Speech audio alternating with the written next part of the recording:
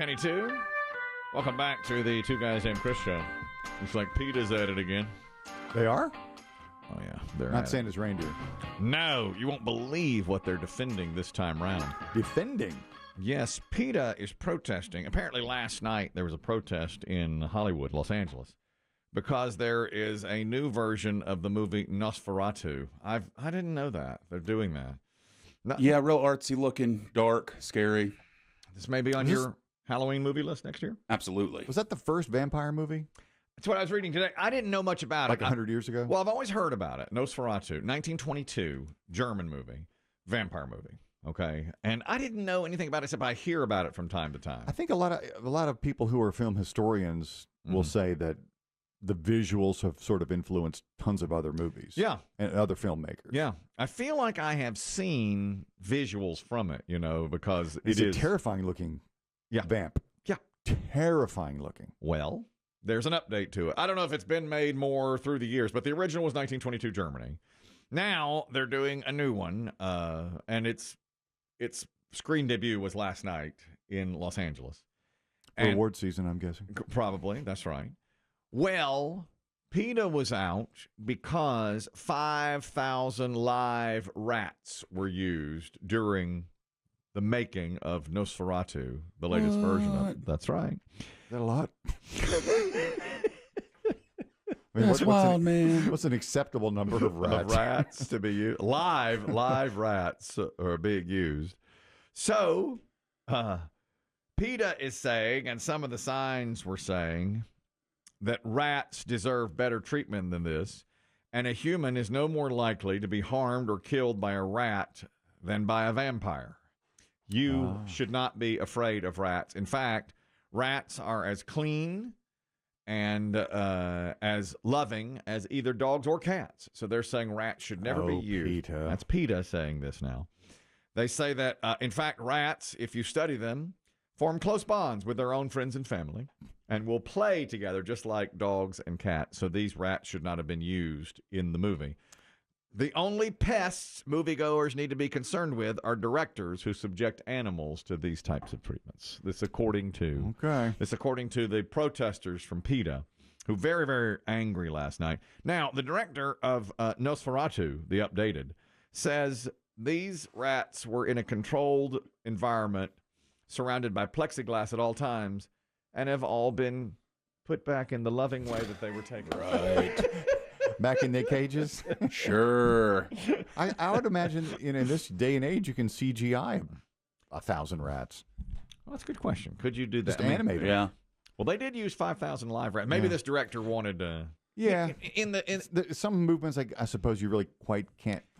But I mean, we've all been fooled by things that we think are real that aren't on the screen. Yeah, no question. The second Indiana Jones movie had rats. It was either the second or third, either Temple of Doom or first one was snakes, right? Definitely. And remember the snakes. There were a couple real ones, but some of them were just rubber snakes, right?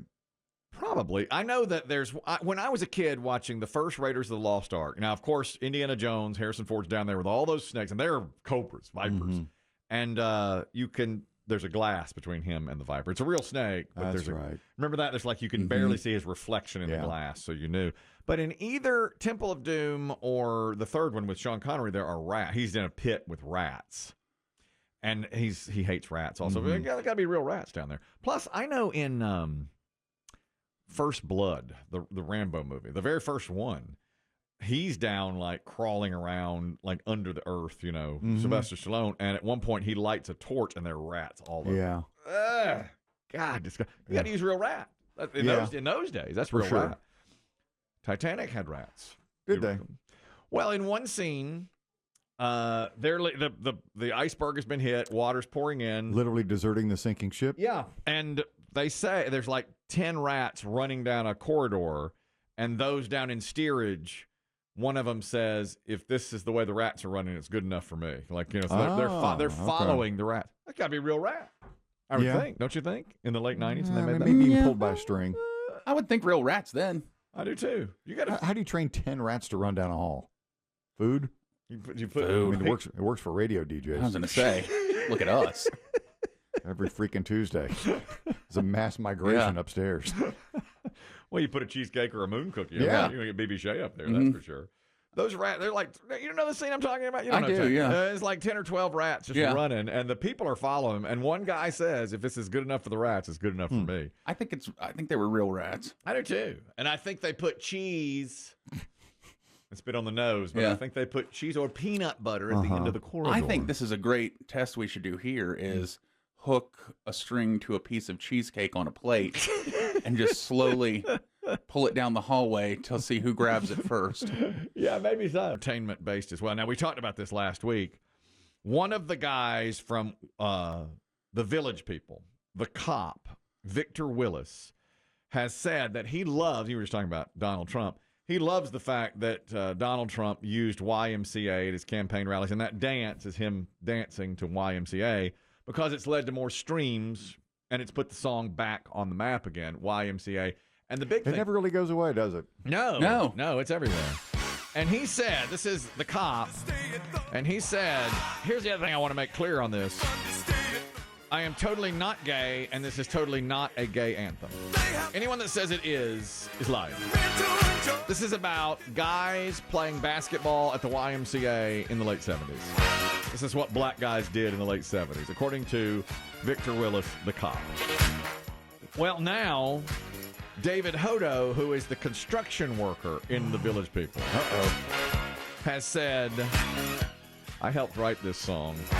This is absolutely a gay anthem. It's totally gay. Totally gay. It's about guys hooking up with each other at the YMCA in the late 70s.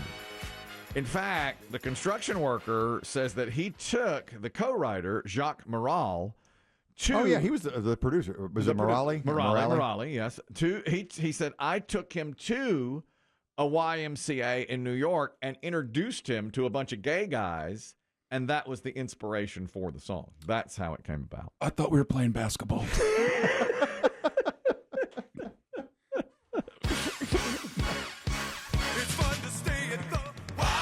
You know, chances are you don't need to look up the lyrics of YMCA. They're probably burned into your brain. Yeah. You don't mention a basketball in there, is there?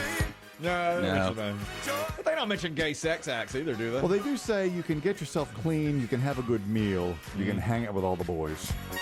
Well, according to the cop, hang out with the boys means let's hang out and shoot some hoops. 3-on-3 with a half court. That's what he's saying. Yeah.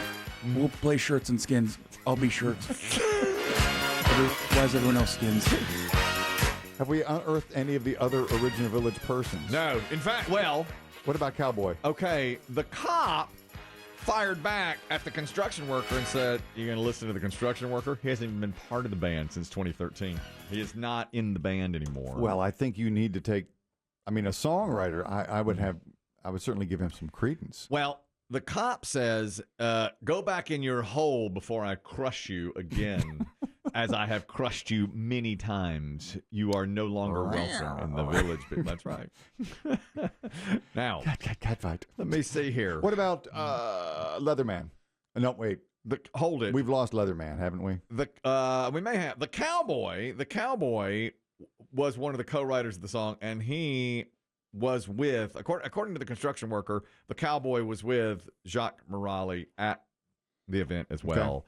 And they went to the Y, and there were a lot of gay porn stars there that day, and they were all like, hey, man. Man, you guys really love basketball. So they wrote the song. All right, let's hoop it up. Okay. Then, now. So there were, how many Village People were there in the glory days? All right, cop, construction worker. Cowboy. Yeah. Native American. Okay. Leatherman, and Soldier. I think there were 6. And I think Victor Willis, I believe, was the only straight. Is that right? The cop. That's how I remember it. Well, he is married. The lead vocalist. He's married to a woman, and he says this is not a gay anthem. Totally not gay. It's about playing basketball. That's his thing. By the way, hello. Why is everyone in the sauna? They're hanging out with the boys. Listen, also, the construction worker says the song's not even that good. Now, I don't like that he's doing that. He shouldn't be saying that. He says the song's not even that good. If it weren't for American Bandstand dancers giving it the hand symbols for the YMCA, it wouldn't even be heard anymore. You may be right. Now it's played at every sporting event, and he says we owe it all to American Bandstand and their young dancers. They just started doing it. They started doing it. Yeah, I didn't know that. That's what he cool. said. That's what he says now. That's where that originated. And since that was done, everybody wants to do the dance at the games. I don't remember at the time, because the Village People were white hot in 79, 80, 78 to 80, whatever. Yeah. And they performed a lot. They never did the moves. I don't ever remember seeing them doing the letters. That's the crowd thing only, isn't it? Yeah. Now you see it at baseball games. And he said that it all came from American Bandstand. How about that? Doing that. Pretty good. One more piece of entertainment news from Portland. A man has been attacked while camping out for Billie Eilish concert tickets. That's right. We don't judge. It's a big deal. Apparently, we have a witness here. The witness says that while they were all waiting for Billie Eilish concert tickets, and they all were camping out there. I didn't think people still did that. Now they do, and I saw video of who camps out for people tickets? in their pajamas. They were young, and maybe this is the way you got tickets at that point. And there were lots. There were a lot of people like in front of the arena there, in Portland, looking for these tickets. And one guy was just standing apparently, and a woman came up to him and started stabbing him, and he got on his bicycle to try to leave, and the woman continued to stab at him. He was just riding right here on the street, and he started biking away, trying to get away from her, but then she had started walking over there. She had pulled out her knife and started stabbing at like kind of near him. We don't know if she ever actually stabbed him, but we know that she stabbed his tires, and she was attacking him, and she was like grabbing his shoulders like on top of him, trying to get him off the bike. So we had given her a sleeping bag. We were like, just take it, just go. They're trying desperately to get rid of her. They never caught her. She left the scene, and they have not caught the person that stabbed the guy on the bicycle waiting for the Billie Eilish tickets. Sad. Yeah, very. And that will blow a hole in my theory that that's the way we should be getting tickets these days. Yeah. Because of the way. Line up days in advance. Yeah. Exactly, because like Taylor Swift and Ticketmaster and all the hoopla over that. They still haven't caught the guy, but I hear they're closing in on the guy who shot the healthcare executive, the CEO of the healthcare company. That is Brian Thompson. And of course, everyone is very surprised at the online reaction to this. I hate to say it, but we talked about it last week, Biggie, when you weren't here. I said, this guy's going to become a folk hero. He already is. He has. I mean, there are people. I've seen photographs of people doing look-alike contests. That blows me away. Look-alike contest of the guy who shot in cold blood the CEO. Yeah.